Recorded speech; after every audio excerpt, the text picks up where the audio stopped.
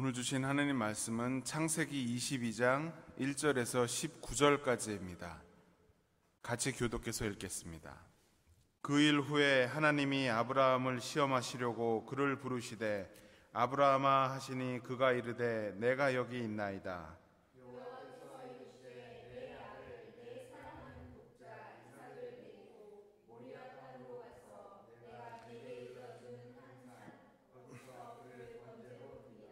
아브라함이 아침에 일찍이 일어나 나귀의 안장을 지우고 두 종과 그의 아들 이삭을 데리고 번제에 쓸 나무를 쪼개어 가지고 떠나 하나님이 자기에게 일러주신 곳으로 가더니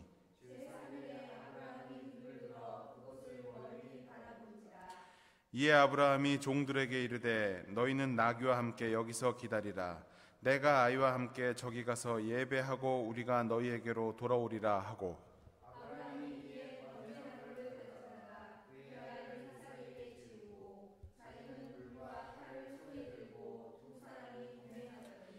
이삭이 그 아버지 아브라함에게 말하여 이르되 내 아버지여 하니 그가 이르되 내 아들아 내가 여기 있노라.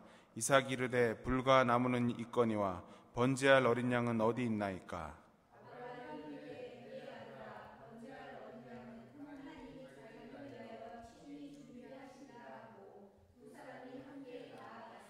하나님이 그에게 일러주신 곳에 이른지라. 이에 아브라함이 그곳에 제단을 쌓고 나무를 버려놓고 그의 아들 이삭을 결박하여 제단 나무 위에 놓고 여호와의 사자가 하늘에서부터 그를 불러 이르시되 아브라함아 아브라함아 하시는지라. 아브라함이 이르되 내가 여기 있나이다 하매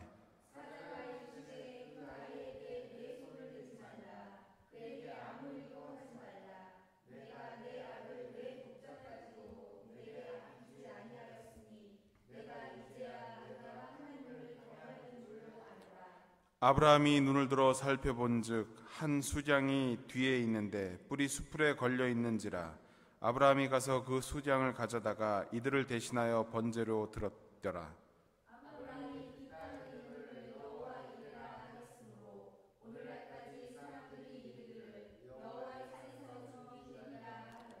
여호와의 사자가 하늘에서부터 두 번째 아브라함을 불러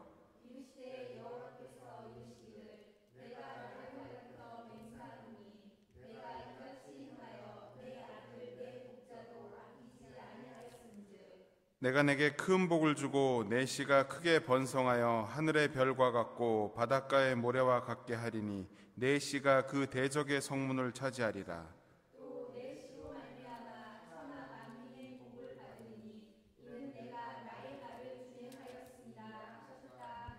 다 같이 읽겠습니다. 이에 아브라함이 그의 종들에게로 돌아가서 함께 떠나 브엘세바에 이르러 거기 거주하였더라. 창세기 22장은 아브라함의 순종에 관한 너무나도 유명한 구절입니다. 아마도 어렸을 때부터 귀가 닳도록 들어온 성경일 것입니다. 아브라함의 순종에 대한 말씀은 창세기에도 나오고 로마서에도 나오고 갈라디아서에서도 나옵니다. 그만큼 아브라함의 믿음에 대해서는 단순한 순종에 국한하지 않고 구원에 관계되는 부분까지 발전하는 중요한 믿음이기 때문에 여러 설교에서 강조하고 있는 것입니다. 창세기 22장을 한마디로 표현한다면 하나님께서 스스로 행한 일을 아브라함의 그림자를 통해 보여주신다라고 할 수 있는 것입니다. 간단히 말하면 아브라함에게 하나님께서 아들을 바치라고 하시는데 모형적으로 보면 하나님이 자기 아들 예수를 바치는 것과 같은 일인 것입니다.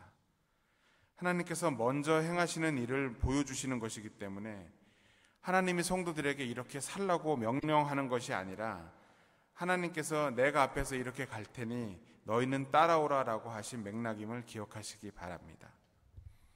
1절에 보면 하나님과 아브라함의 관계가 나옵니다.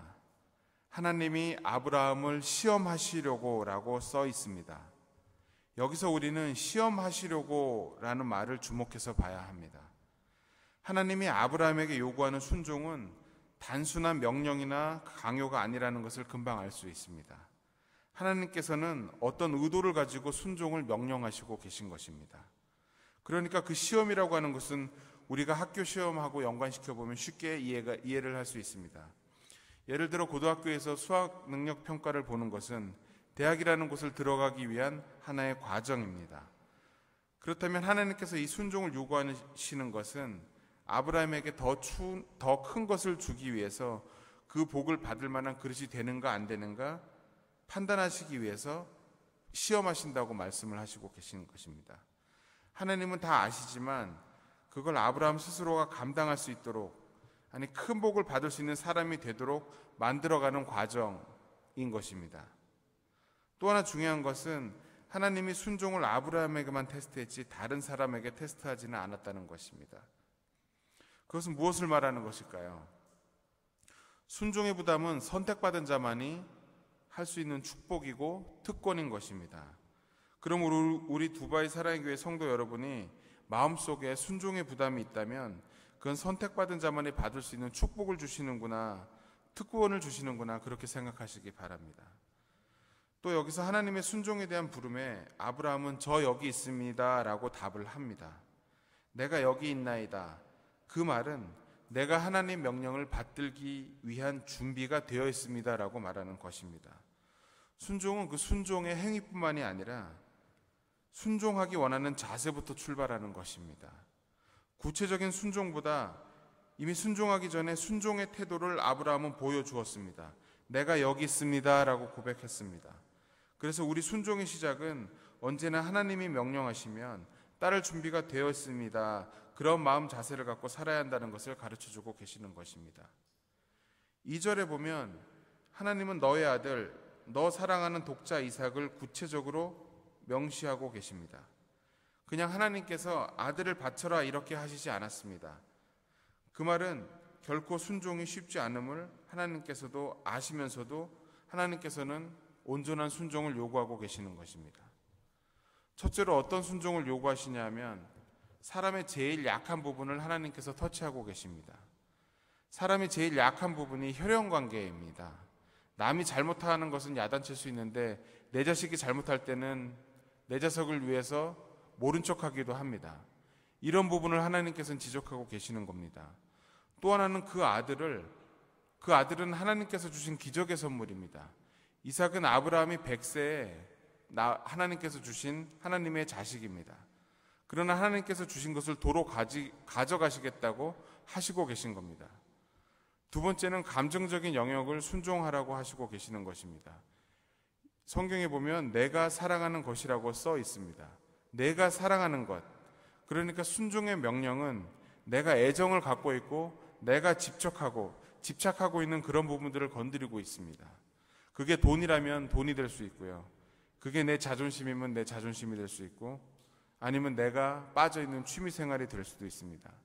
하나님은 항상 내가 사랑하는 그것 하고 구체적으로 요구하고 계십니다. 세 번째로 하나님은 독자라고 분명히 명기하고 계십니다. 독자가 의미하는 걸 하나님께서 모를 리가 없습니다.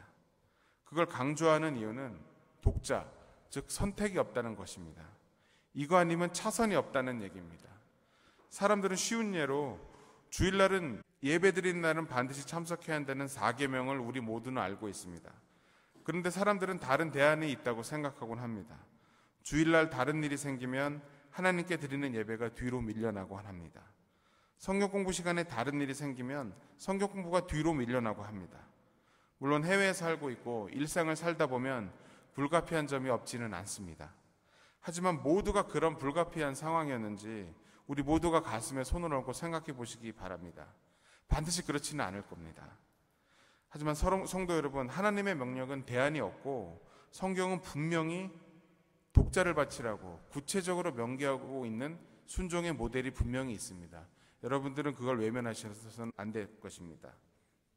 또 2절에 보면 내 사랑하는 아들, 독자만 말하는 것이 아니라 내가 지시하는 한 모리아 산에 가서 번제를 드리라고 말씀하시고 계십니다. 어떤 특정한 장소를 지정하고 계십니다. 근데 여기서 중요한 것은 그 산이 어떤 중요한 의미가 있는 것이 아닙니다. 하나님께서는 온 세상에 무소부지하심으로 특정한 장소를 굳이 지정해서 그 장소로 가라고 명령하실 필요는 없습니다. 근데 왜 모리아 산이라고 특별히 지정을 하셨을까요? 여기에는 다른 뜻이 있습니다. 본문 4절에 보면 모리아 산까지 가는 길이 제3일, 즉 사흘길이라고 쓰여 있습니다. 여기에 중요한 포인트가 있는 겁니다. 유추해 보겠습니다. 아브라함은 100살에 하나님의 은총으로 독자 이삭을 얻었습니다. 근데 하나님의 명령은 그 독자 이삭을 제단에 갖다 바치라고 명령하고 계십니다. 그리고 그 아들을 바치기 위해 3일 동안 모리아 산으로 끌고 가고 있습니다. 그 과정이 얼마나 고통스러웠을까요? 100살에 하나님의 자식을 얻은 자식을 내 손으로 죽이기 위해서 3일 길을 데려가는 동안 너무나 고통스러운 시간이었을 겁니다. 3일 동안 가라 그런 건 순종이 그렇게 쉽지 않다는 것을 말해주고 있습니다. 사람들은 한 번의 순종은 어쩌면 할 수가 있습니다. 근데 길고 긴 순종은 사람들 대부분이 잘 하지 못합니다. 평생에 어쩌다 한두 번 하라고 하는 것은 우리가 큰맘 먹고 할 수 있습니다. 근데 습관적으로 반복적으로 꾸준히 해야 하는 평생의 순종, 우리 대부분에게 주어지는 순종은 이런 평생, 길고 긴 순종의 길입니다. 제3일이라는 뜻은 평생의 순종을 강조하고 있는 겁니다. 여러분들 마음속에 순종이 얼마나 어렵다는 것이 와닿을 것으로 믿습니다. 내 감정의 문제, 하나님이 주신 것을 빼앗는, 이해할 수 없음, 독자라는 선택의 여지가 없는 것, 인내를 요구하는 것, 대안이 없는 것, 이것이 바로 하나님께서 우리에게 요구하는 순종인 것입니다. 부담되시죠? 순종이 이렇습니다라고 하면 참 마음속에 부담이 옵니다. 이렇게 힘든 걸 내가 어떻게 해? 근데 신앙생활이라는 게 이런 순종의 의무 측면에서만 바라보면 아주 고통스럽고 인내하기 힘듭니다. 근데 이거 한 가지만 기억하시기 바랍니다. 하나님께서는 절대로 우리가 할 수 없는 것을 요구하시지 않습니다. 우리가 할 수 없다고 느끼는 것이지 하나님은 반드시 할 수 있기 때문에 우리에게 명령하신다는 것을 기억하시길 바랍니다. 3절에 보면 하나님의 명령에 대한 아브라함의 태도가 나옵니다. 여기서 눈여겨봐야 할 중요한 내용은 아침에 일찍이 일어났다라고 하는 것입니다. 성경에서 아침 일찍 일어났다는 말은 아브라함의 순종이 즉각적이었다는 것을 말합니다. 지금 시험을 하는 데는 하나님께서 결과를 보고 싶어서 그러는 것이 아닙니다.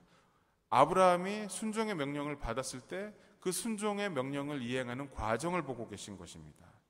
나중에 나오지만 실질적으로 순종의 결과는 하나님께서 다 해주십니다. 저희가 하는 게 아닙니다. 우리는 순종의 과정에서 하나님께서 인정받으려고 노력을 해야 합니다.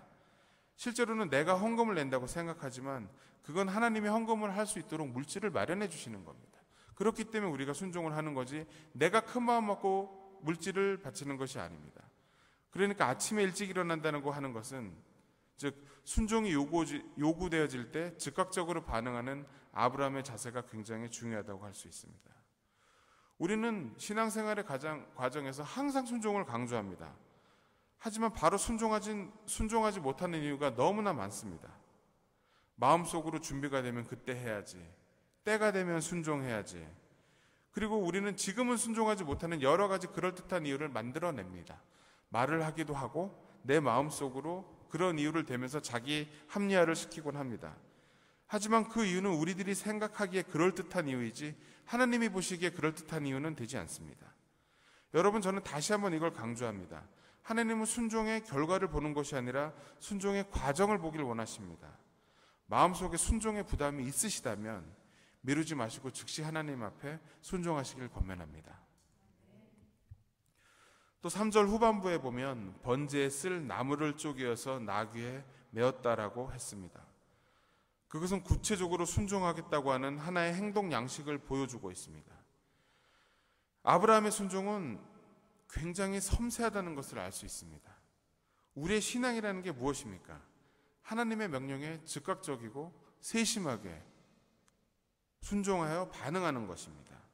여러분의 신앙생활도 즉각적이고 세심하게 반응할 수 있는 그런 아브라함의 순종을 닮아가시기를 권면합니다.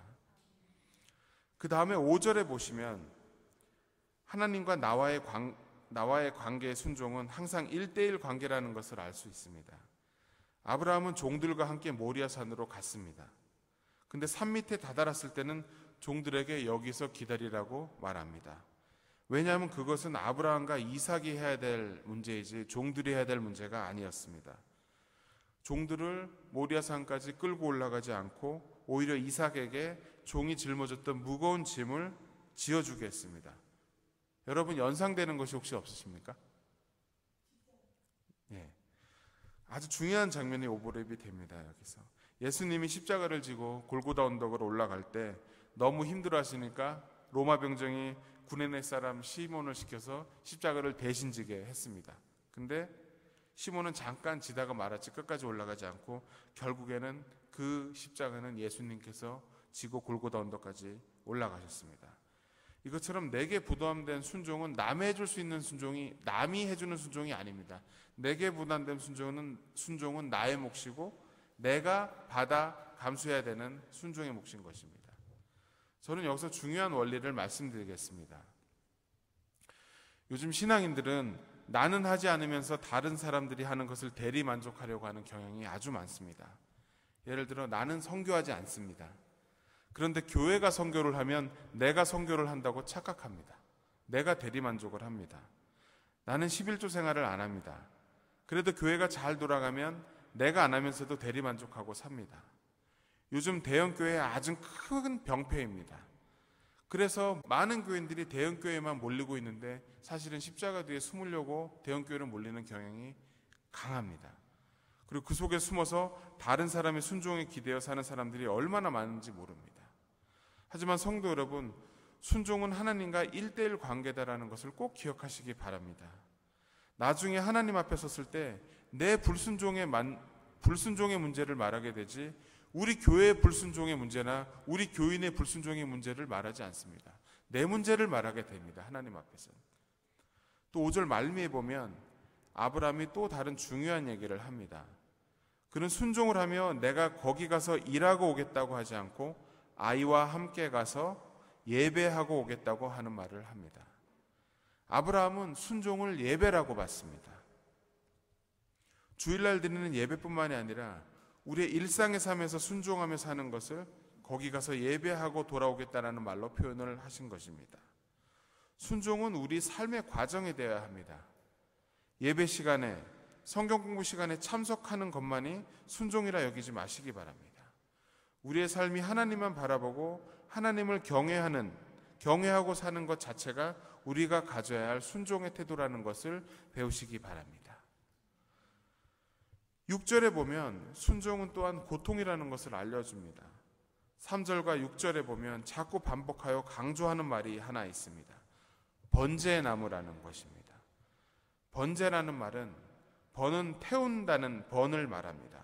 불로 몽땅 태우는 것을 말하니까 쉽게 말하면 아들을 불로 태워버리는, 상식적으로 이해가 되지 않는, 인간적으로도 수용이 될 수가 없는 그런 요구를 하나님께서 하시고 계신 것입니다.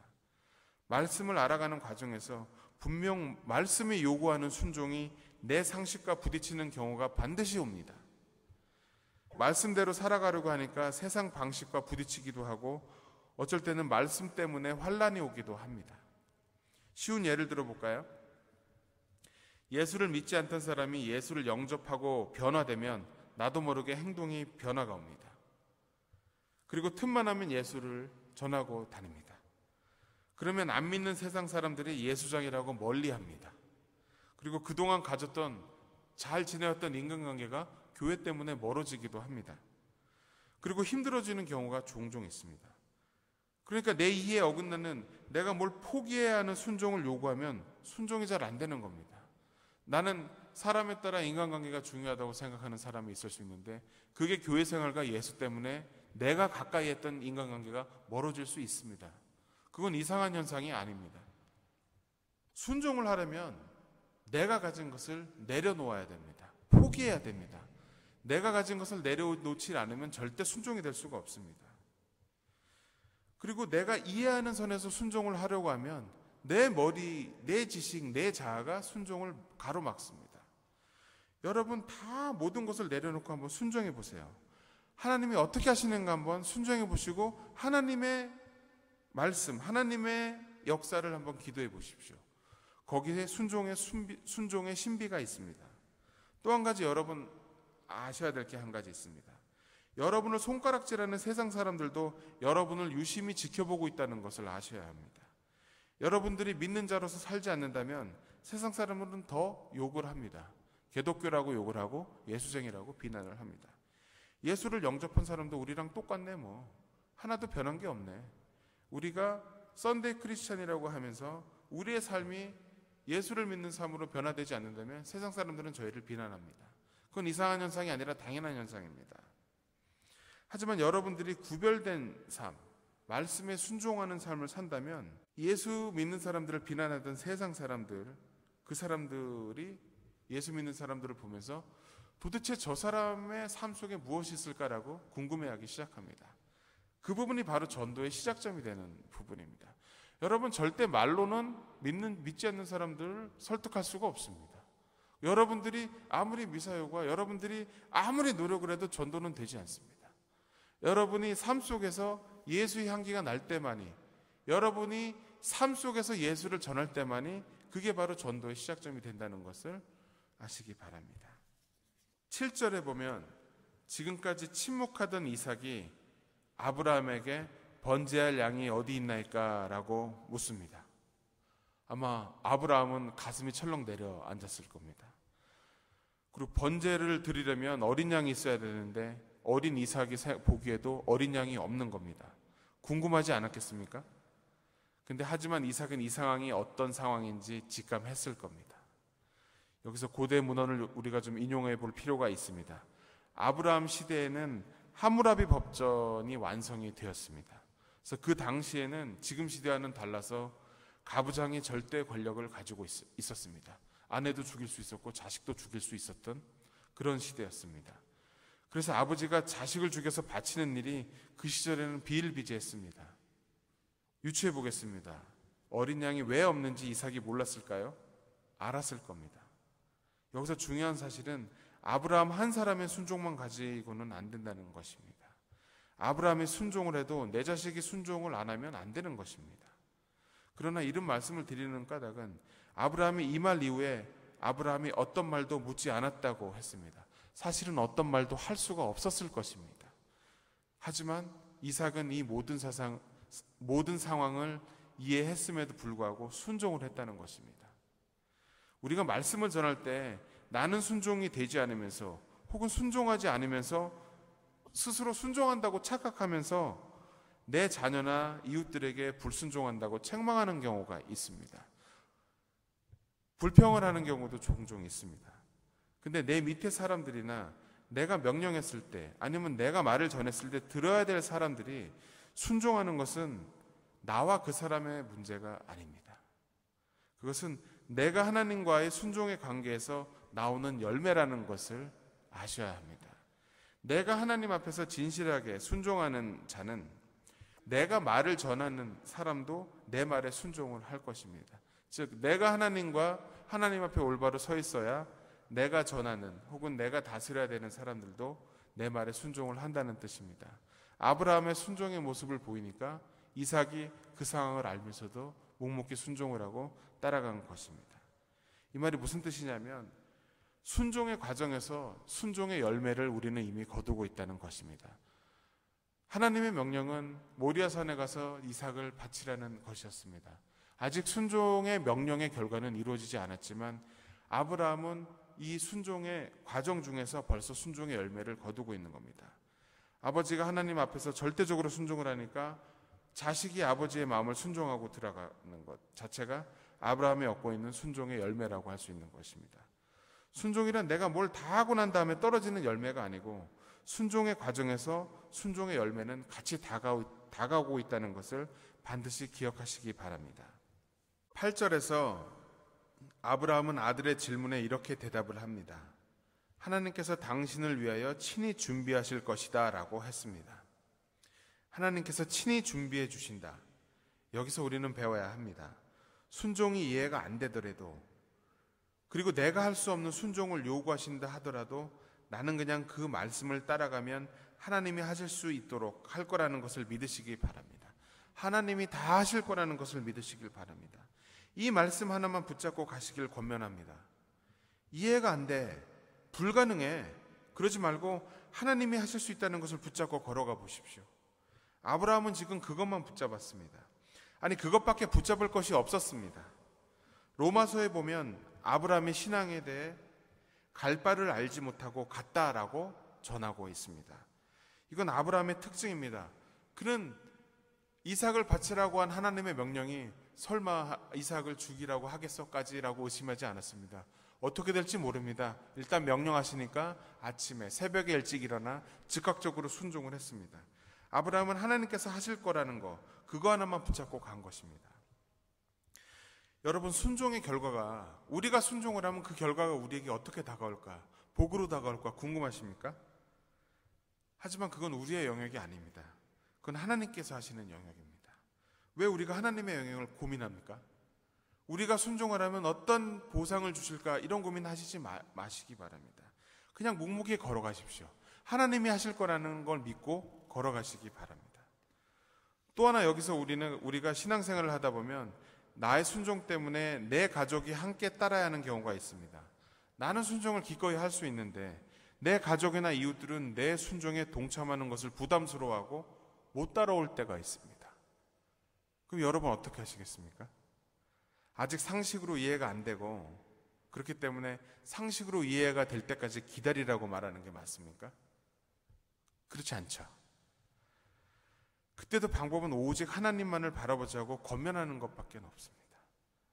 세상의 방법으로는 저희 교회에서도 가족의 일부만 교회를 나오고 부군들께서 교회 안 나오시는 분들이 아주 많이 있습니다.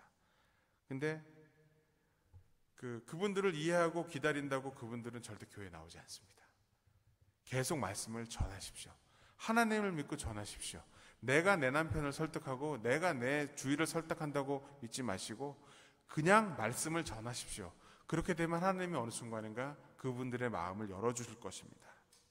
우리는 순종을 기쁘게 받으시는 하나님이 역사하실 거라는 걸 믿고, 그리고 내 순종에 동참하는 가족들과 이웃들도 함께 참여할 수 있도록 항상 설득하시고 기도하시기 바랍니다. 그게 우리의 임무인 것입니다. 9절에 보면 다시 일러주신 곳이란 말이 나옵니다. 이 말은 22장 전체에 걸쳐 3번이나 나옵니다. 2절에도 일러준 산, 3절에 보면 일러주신 곳, 그리고 그 다음에 9절에 보면 일러주신 곳이라고 반복되고 있습니다. 구약 성경에서 히브리어 문법에 따라 해석을 한다면 한 단원의 같은 문장이 3번 반복되면 최상의 강조를 나타내고 있는 것입니다. 이 말은 아브라함의 순종이 얼마나 송곳처럼 정확했나 하는 것을 말해주고 있는 것입니다. 그것은 아들을 제단에 바쳐야 한다는 극심한 신적 고통을 안고 3일 동안 길을 걷고 죽여야 하는 걸 모르는 아들과 대화하는 아픔, 아들을 죽일 불과 칼을 손에 들고 이런 아픔들이 있음에도 불구하고 하나님이 요구하신 순종만큼은 정확하게 지키고 있다는 것을 우리가 봐야 됩니다. 순종의 과정은 갈등의 과정입니다. 힘이 든 것도 사실이지만 그럼에도 불구하고 그는 순종을 한치의 온차도 없이 진행하고 있는 것처럼 우리도 힘들고 어렵지만 결국은 우리도 그 길을 걸어가야 한다는 것을 말씀드리고 싶습니다. 그리고 10절에 보면 손을 내밀어 칼을 잡고 그 아들을 잡으려 하니 라고 되어 있습니다. 순종이 마지막 단계까지 갔습니다. 우리 믿는 사람들에게는 고정관념이 하나 있습니다. 순종을 하면 복을 받는 것이라고 생각하는 그런 많은 생각들을 하고 있습니다. 그런데 대부분의 성도들이 순종을 잘 하다가도 20년, 30년 교회를 다니다가도 무너지는 때가 있습니다. 그게 언제냐면 끝까지 순종을 했는데도 답이 안 보인다고 느낄 때 무너집니다. 주위에 많이 보아왔습니다. 그리고 지금 아브라함의 순간은 바로 그 무너지는 순간까지 와 있는 것입니다. 100살에 하던 내 독자 이삭을 내 손으로 칼로 찔러야 하는 그 순간에 와 있는 것입니다. 여러분께서는 순종의 어느 단계까지 오시다가 멈추십니까? 해야지 하는 마음 단계에서 멈추십니까? 짐을 지고 걸어가는 단계까지는 오십니까? 아니면 인간적인 감정으로는 도저히 칼을 들고 찌를 수 없는 마지막 상황까지 와 계십니까? 여러분은 지금 어느 단계에 와 계십니까? 혹시 여러분은 20년, 30년 오랜 신앙생활을 했음에도 삶이 자꾸 어려워져서 지금 어떤 영적 침체에 빠지신 적은 없으십니까? 내가 이렇게 최선을 다해 살고 있음에도 불구하고 왜 교회도 어렵고 왜 나도 이렇게 어렵고 도대체 왜 그럴까? 누구나 그런 생각은 가질 수 있습니다. 위기의 침체로 넘어지는 그 순간, 그런 순간은 누구에게도 있습니다. 아직 내가 그런 상황을 경험해 보지 않았다고 생각하시는 분도 그런 순간이 반드시 올 수 있습니다. 반드시 온다는 것은 아닙니다. 하지만 자기의 처한 상황과 처지에서 그런 상황은 누구에게나 올 수 있다는 것을 아시기 바랍니다. 저희 기독교 신앙은 기복신앙이 아닙니다. 예수를 믿으면 항상 좋은 일만 생기고 항상 복만 있는 것이 기독교 신앙이 아닙니다. 저희 삶은 똑같을 수 있습니다. 하나님의 뜻에 따라 저희가 저희 상식으로 생각하지 못하는 아주 심각한 고난에 처할 수도 있습니다. 그럴 때 여러분 넘어지지 않으시기를 권면합니다. 그럴수록 더 예수를 붙잡으시길 권면합니다. 그런데 11절로부터 지금까지의 설교를 들으면 순종의 과정은 굉장히 고통스럽습니다. 왜 이렇게 어떻게 이렇게 고통스러워할까라는 고민에 빠질 수 있습니다. 저도 설교 준비하면서 참 10절까지 마음이 갑갑했습니다. 근데 11절부터 좀 엄청난 반전이 일어납니다. 여호와의 11절을 한번 읽어보겠습니다. 같이 시작.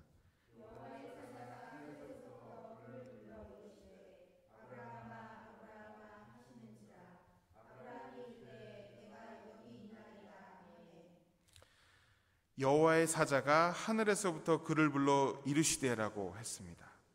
순종의 그 끝에는 항상 하나님께서 개입하신다는 것을 믿으시기 바랍니다. 22장의 1절과 11절을 보면 차이점이 하나 있습니다. 1절에는 하나님께서 아브라함아 하고 한번 부르십니다. 근데 11절에 보면 아브라함아 아브라함아 하고 다급하게 막 부르십니다. 이삭을 찌르려고 하고 있거든요. 그래서 하나님께서 급하신 것입니다. 성경에 보면 한 사람의 이름을 반복적으로 부른 경우가 거의 없습니다. 하나님께서 굉장히 급하신 것입니다. 우리는 왜 하나님이 내 삶에 개입하지 않나 하고 하나님의 느리심에 대해서 굉장히 답답해하곤 합니다. 분명히 내게 처한 상황이 있으면 그거를 해결해 달라고 하나님께 기도를 드리는데 당장 응답이 없는 경우가 있습니다. 그럼 우리 굉장히 답답해합니다. 근데 여러분, 하나님은 하나님의 때가 있는 것이 우리가 원하는 때에 하나님이 행동하시지 않습니다. 하나님이 행동하실 때에 하나님께서 행동하십니다. 근데 하나님께서 행동하실 때는 아주 급하게 빠르게 움직이십니다. 그때도 아브라함의 고백은 항상 똑같았습니다. 아브라함아 아브라함아 급하게 부르시니까 아브라함의 대답은 내가 여기 있나이다 라고 말했습니다. 여러분들께서 22장에 보면서 반복되는 용어들이 굉장히 의미 있게 반복된다는 것을 알 수 있습니다. 성경은 그냥 책이 아닙니다. 그냥 글이 아닙니다.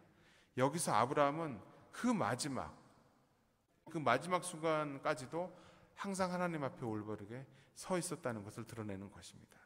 12절을 보시겠습니다. 손대지 마라. 아무 일도 하지 마라. 여기서 아주 중요한 원리를 하나 발견합니다. 하나님께서 순종의 완성을 요구하셨습니까? 하나님은 순종의 과정을 보신다고 했습니다. 이삭을 바치라고 했지만 이삭을 제단에 바치는 것을 보시는 걸 원하신 게 아닙니다. 하나님이 인간적으로 이해가 되지 않는, 우리가 힘들다고 생각되는 그러한 순종의 요구를 어떻게 수행하나 시험하신다고 우리가 앞절에 말씀하셨고 그 순종의 과정을 보신 것입니다. 근데 우리가 그 시험에 통과한다면 하나님께서는 순종을 그만두라고 하실 때가 있습니다. 이제 그만해라. 지금부터는 내가 한다라는 뜻입니다. 순종의 끝은 하나님이 내 일을 대신한다는 것을 믿으시길 바랍니다. 하지만 순종의 과정은 순전히 저희의 몫입니다. 순종의 과정은 누구도 대신해 줄 수 없습니다. 우리가 순종의 과정을 올바로 한다면 순종의 완성은 하나님께서 해주신다는 것을 믿으시기 바랍니다. 여러분들이 그 일을 경험한다면 얼마나 환희에 차까요? 이것이야말로 거듭난 자가 누리는 신비 중에 가장 큰 신비라고 할 수가 있습니다. 그 고난의 모리아산을 올라갔는데 그 마지막 가장 중요한 순종의 과정을 하나님께서 일을 해주신다는 사실을 우리가 믿는다면, 우리가 경험한다면 그것은 우리 믿는 자들에게 너무나 복된 일인 것입니다. 결국 여기서 하나님은 완고하게 끝까지 순종을 요구하시는 분인가? 그것은 아니라는 사실을 저희가 알았습니다. 하나님께서는 과정을 보고 싶어 하신다는 것도 저희가 알았습니다. 결국은 순종도 하나님께서 요구하시고 하나님께서 하시는 것입니다.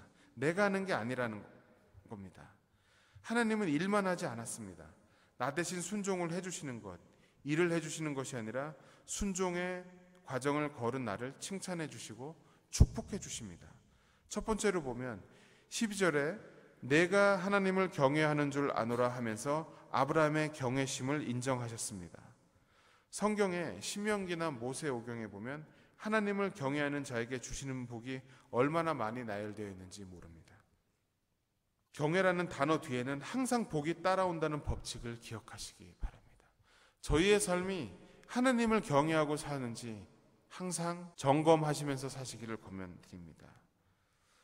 이 말은 참 엄청난 복이 됩니다. 하나님이 그래 내가 나를 경외하는 줄 알았다라고 말하면 그건 알았다 지금까지 너희가 수고했으니 이 다음부터는 내가 하마 그런 뜻입니다.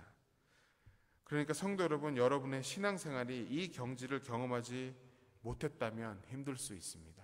근데 이러한 경지까지 갈 수 있도록 늘 하나님께 올바로 서고 하나님을 경외하면서 사시기를 권면드립니다. 두 번째로 하나님께서는 칭찬하고 축복해 주신다고 말씀하시고 계십니다. 그 축복이 17절에 보면 또 나오는데 아주 엄청난 축복을 주십니다. 순종에 아끼지 않았던 자에게는 하나님께서 요구했던 순종의 도구가 축복의 도구가 되도록 바꾸어 놓으십니다. 이 말은 무슨 뜻입니까? 이삭은 순종의 도구였습니다. 아주 힘들고 고통스러운 순종의 도구였습니다. 그러나 17절에 보면 이삭은 거꾸로 복을 받는 그릇이 됩니다. 17절을 다 같이 한번 읽어보겠습니다. 시작.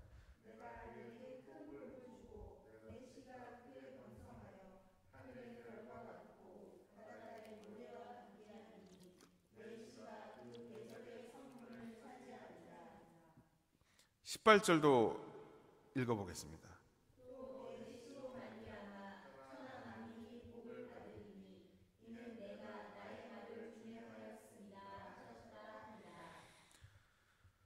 (17, 18절에) 보니까 내 씨로 말미암아 천하 만민이 복을 받고라고 했습니다. 결국엔 나를 고통스럽게 했던 순종의 대상이 나를 행복하게 하는 도구로 바꿔 놓으신 것입니다. 지금 여러분께서 요구받고 계시는 순종에 부담이 있을 수 있습니다. 아니면 그 순종이 고통스럽고 내가 가진 가치관과 충돌할 수도 있습니다. 하지만 여러분, 순종에 부담이 있거나 그런 부담이 있으시면 여러분 즉각적으로 하나님 앞에 엎드려 순종하시기를 권면드립니다. 그렇게 하시면 지금은 그게 나에게 부담이 되고 고통스러운 수단이 될지 모르지만 결국에는 그 수단이 바로 나를 행복하게 하는 도구로 바꿔진다는 성경의 진리를 믿으시길 바랍니다. 이것이 바로 순종하는 자가 받는 엄청난 결과인 것입니다. 또 하나 중요한 사실이 있습니다. 아브라함은 3일 순종했습니다. 상징적인 3일입니다. 우리가 아주 무한하고 견디기 힘들다라고 생각되는 그 3일간의 고통스러운 순종을 한 결과는 대대손손 내 씨로 말미암아 천하 만민이 복을 받고 너의 씨가 하늘의 별과 같고 바닷가의 모래처럼 번성한다라는 영원한 축복을 받았습니다. 우리 인간이 받는, 우리가 고통스럽다고 생각하는 순종의 부담이나 순종의 고통은 우리는 길다고 생각하지만 아주 단기간의 것입니다. 여러분, 그렇게 요구되어지고 부담스러운 힘든 그런 순종의 과정을 완성하신다면 하나님께서는 그 순종을 영원한 축복의 결과로 만들어 주실 것을 믿으시기 바랍니다. 3일의 투자가 영생을 보장한다는 것입니다. 이게 바로 순종의 결과입니다. 오늘 여러분 마음에 부담되는 것은 부담으로 보지 마시기 바랍니다. 그건 축복의 도구입니다. 눈을 바꿔서 생각해 보시기 바랍니다. 여러분에게 요구되는 하나님의 요구가 축복의 덩어리가 된다는 것을 여러분께서 다시 한번 기억하시기 바랍니다. 마지막으로 최종 결론을 내겠습니다. 결론은 13절과 14절에 있습니다. 수장 하나가 뿌리 수풀에 걸려 있었습니다. 그래서 번제를 드릴 수량을 가져다가 아들 이삭을 대신하여 번제를 드렸습니다. 그리고 아브라함은 그 일을 여호와 이레라고 고백하면서 하나님이 미리 준비하셨습니다 라고 고백하고 있습니다. 여기에 구원의 놀라운 진리가 들어 있습니다. 그게 무엇입니까? 이것은 오늘 본문 중에 핵심 중에 핵심입니다. 우리는 순종을 요구받았지만 실제로 내가 할 순종을 하신 분은 독자 이삭 대신 희생당한 수당처럼 어린 양으로 오셔서 십자가에 못 박혀서 돌아가신 예수 그리스도이십니다. 우리가 할 수 있는 최고의 순종은 십자가에 달리신 예수님을 의지하고 그분을 믿고 그분이 내 순종의 실천자였다는 것을 늘 감사하며 주님 가신 길을 언제나 묵묵히 따라가는 것입니다. 그 길이 평탄할 때도 있고 가시밭 길일 때도 있겠지만 언제나 주님 가신 길을 순종으로 따르는 우린 귀한 성도들 되시기를 기원합니다. 다 같이 기도드리겠습니다. 하나님 아버지, 오늘 저희가 아브라함의 순종을 배울 수 있기를 원합니다. 하나님께서 순종의 부담으로 우리를 부를 때 이런저런 핑계대지 말고 네, 여기 있습니다 라고 대답하는 저희가 되게 하여 주시옵소서. 여력이 되면 나중에 하지 하는 그런 불순종이 아니라 즉각적으로 응답하는 아브라함의 순종의 결단을 보게 하여 주시옵소서. 저희가 순종하는 것처럼 보이지만 결국엔 이 순종의 실천자는 예수 그리스도였다는 것을, 그리고 순종은 축복이라는 것을 깨닫는 귀한 시간 허락해 주시옵소서. 이 모든 말씀 예수 그리스도의 이름으로 기도드렸습니다. 아멘.